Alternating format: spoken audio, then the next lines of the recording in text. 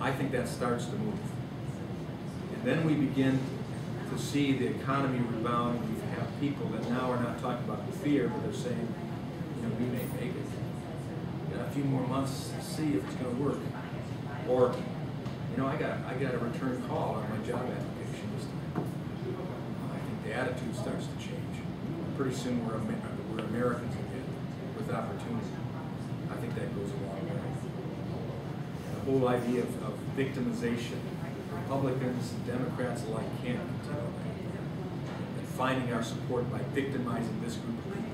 Not that we victimize them, we say you're a victim. Because these people.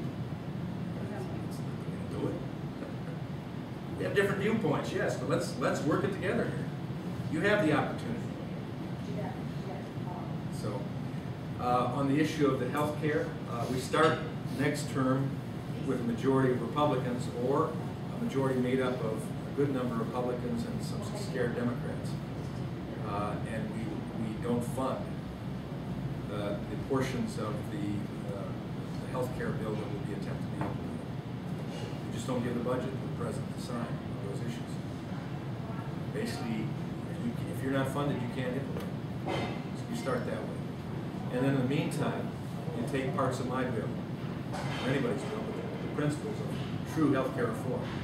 You take the purchase of health care across state lines, for instance. That's about maybe 5 pages. You offer that as a bill. Now we control the committees. We have hearings on it. We know the president won't sign it. We just assume that. But in the meantime, we're talking, and an echo chamber in the United States starts talking. You have the talk show hosts, including Alan Combs, saying, it's a terrible idea. But you got Sean Hannity on the other side saying, it's a great idea. This increases competition. This produces a variety of healthcare opportunities. The American public, as they showed when they really took the bull by the horn and said, we're going to read this health care bill, all 2,700 pages or so. And they began talking about it. They'll start talking about the alternatives. And the echo chamber grows. We bring up associated health plans, the health savings accounts expansion, and tort reform, and tax advantages for individuals just like businesses.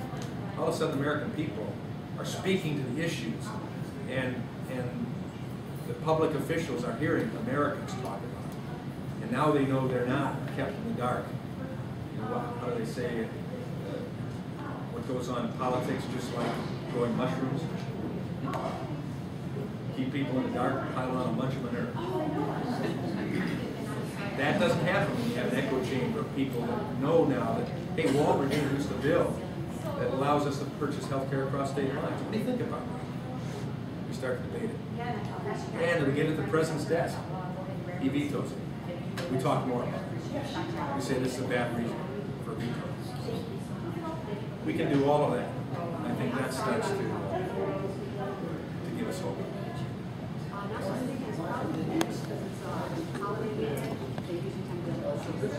Against associated health plans over state line, it's controlled by certain large insurance companies and by states. Michigan regulates the insurance trade in this state. By regulating, they have power. There are certain entities that have greater power for cost factors without naming names, and price of policies if they don't have to compete. If the blues of Michigan don't have to compete with the blues of North Carolina, they can establish their price. If they've got to compete, we establish their price.